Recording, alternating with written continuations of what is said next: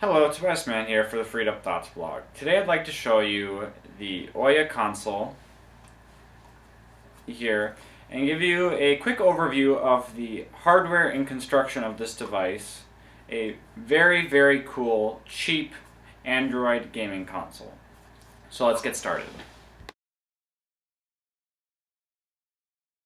The OUYA is constructed of aluminum and plastic. It's approximately a 3" by 3" by 3" cube. It has a plastic piece that tapers at the bottom where the fan grill is here. It's an actively cooled device.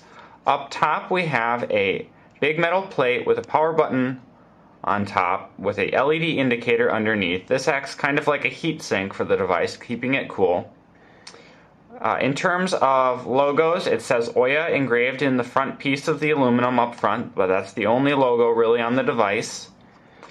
On the back we have our ports, and we have a power input, micro USB, Ethernet, full-size USB, and a HDMI output for video.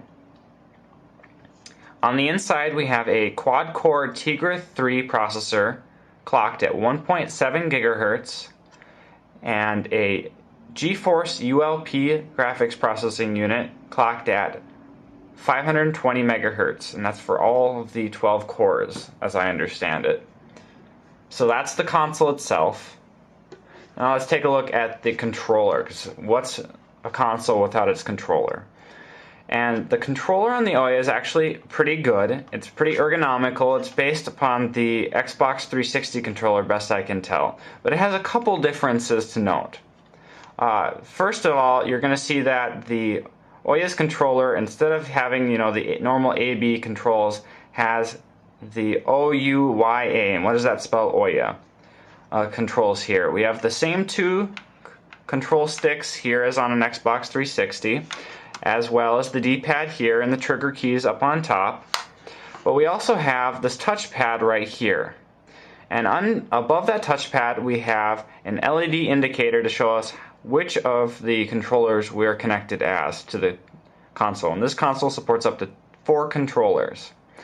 Right down here is our connect button, and that's for connecting to Bluetooth. In game, double tapping this will take us back to the menu, and a single tap will occasionally bring up a pause menu depending on the game. For batteries, we have these removable faceplates, and the batteries are located here. It's a little bit confusing having these faceplates because they're not exactly the easiest things to get on and off. And if you get them on wrong, the keys tend to stick a little bit, so it's important to get these well pressed down. So that is our controller for the OUYA, and that's about it. I hope you've enjoyed this video. Please hit that subscribe button and that like button down at the bottom, or wherever they've put it now. And thanks for watching.